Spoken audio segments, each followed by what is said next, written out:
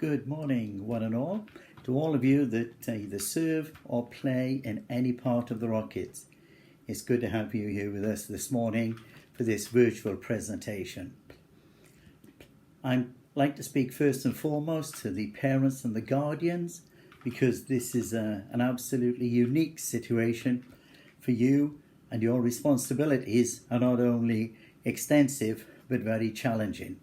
So I hope that some of what I'm going to bring this morning will be encouraging and uplifting for you, giving you hope and anticipation of an exciting season ahead. But may I also take this opportunity to apologise to the teenagers watching. Sorry to get you guys out of bed at such an unearthly hour. Right, now let me crack on with the past year. The first thing I want to share and remind you of is that the Junior Club is now totally integrated to the Rockets charity. This has been very encouraging for the trustees, as individuals in particular have given generously since this change was introduced last August.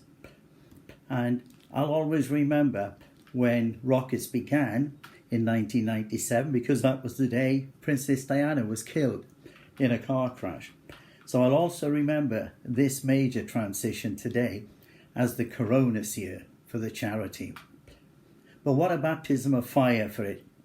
More teams, more players, more people waiting to get on the community session list, bigger academy, growth of the SEN program, more volunteers, more effectiveness, more inventiveness, and more success, despite the fact that the playoff championships are not taking place, when I'm sure we'd have had more trophies. But others who follow me during this presentation will talk to you about those things in detail. What I want to go on and talk about is the investment that others have made. I've been particularly encouraged by companies like Secure Media and Corals Hotels, who've partnered with us in a financial investment. Secure Media have been supporting us across all aspects of the Rockets, whilst Corals have centred on the female development program. Brilliant and really appreciative. Other businesses like Nando's have given us chicken checks for volunteers, and others have also financially gifted us.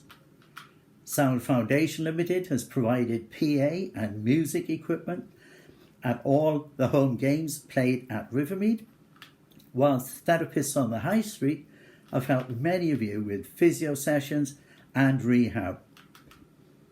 My huge appreciation too goes to the advertisers in our matchday programme, and with the special thanks to Press2Print, who've served and partnered us since 1997. My apologies too for those that I may have forgotten in this short time, but Ben has given me a time limit, which you know I'll do my best to meet, but you also know that Matt will ignore later on in the presentation. So, now in our 10th year at JMA, this partnership is going from strength to strength, and I'm absolutely delighted for that and looking forward to the future. We couldn't have had such an extensive community program without the grants from the likes of Get Berkshire Active, the Early Charity and Catalyst Housing, to mention but a few. My thanks and appreciation goes to them too. There's also been some exciting projects launched in the past year, not in any order of priority, but I'm reminded of Wessex Men having restarted after years of hibernation. They've had a great season, and DC has extended his Rockets career as a coach now. So there we are. The continuation of the Wessex Ladies is probably more significant in the sense that that's coupled to the whole Back to Basketball female initiative. Again, Steph, for their hugely successful program. Some of the later additions this year have been obviously the Stream team, where two ex-Rockets youngsters, well, they were young players at the time, they're leading the project now under the watchful eye of Ralston, who's the professional behind all of this. That program has been so successful that Basketball England have been valued it so highly that now they're going to do that for the whole of Basketball England Division 1 program.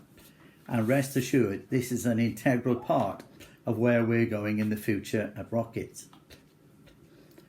Some new additions coming in from September. I'm thrilled to announce that we've got an intern from Bath University who will be taking responsibility for our media, especially our social media. He'll be a great asset and has already been getting his fingers a little wet at the end of the season. Now, I'm conscious that time is over limit, so as I draw to a close, some of the other highlights you may not be so well aware of. Again, not in any order of priority. But the club itself secured 2 major awards at the Reading Sports Personality of the Year awards evening at the Hilton late last year. We were chosen as the Club of the Year, and that's for 22 different sports in Reading. So you need to recognise that that's you. You are the club. So turn around to someone. There must be someone near you. Give yourself a clap. Go and do that now, because that's an awesome achievement that you've had. And Danny Carter, he won the coveted Katie Henderson Memorial Trophy. And that was for contribution to Reading sport, not just to basketball, to Reading sport. Again, a brilliant achievement, and to which we're all helped in that. The Johnson family itself were privileged with the Family of the Year award at the Pride of Reading event. And again, sincerely, I can say we walked forward and took that award on your behalf, because without you, Rockets would not be who it is and where it is. We're just part of that family. So from advertising and commitment and dedication, I want to share about a visually impaired young 8-year-old who joined Rockets just over a decade ago. Despite his disability, people would say, basketball was his life. It was his love. And he persevered with it throughout that difficult hindrance that he had. But he was an inspiration to those around him. And it's interesting that in his later teens, he was very involved with the Rockets strength and conditioning coaches, as most are from the JMA or the senior men's team. And the coach there saw that this young man was keen on working hard in the gym. This was his particular interest. So at 18, he was encouraged to consider and look at powerlifting. Now, you don't need to tell me anymore, do you? Or me to tell you anymore. Guess what? Within 2 years, that young man, Josh Steen, was invited into the GB team, and then in September last year won gold at the powerlifting Commonwealth Games. Now let me make sure that I get the actual award right. It was the 120 kilogram raw bench. So all I would say to you players and youngsters that are out there now, be committed, be focused, be dedicated, and the world truly is your oyster. So, after so many years of suffering in the current Rivermead building, yes, a new one is being built.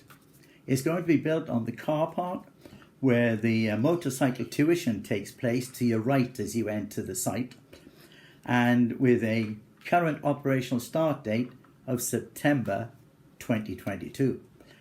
At least we know approval has now been given. And whilst I'm on the thought of buildings, we're at a feasibility stage with John Medacy Academy for an additional 2-court facility there. The same targeted timescale, 2022, would be brilliant too. So as I come to a close now, my huge and sincere thank you to you all, because together we make such a difference in this town and to each other. Before I actually close, I fully acknowledge that this coronavirus has already taken the lives of some Rockets family members. So our sympathies and our prayers go out to them directly. I'm sure that you're self-isolating and keeping your 2-metre social distancing.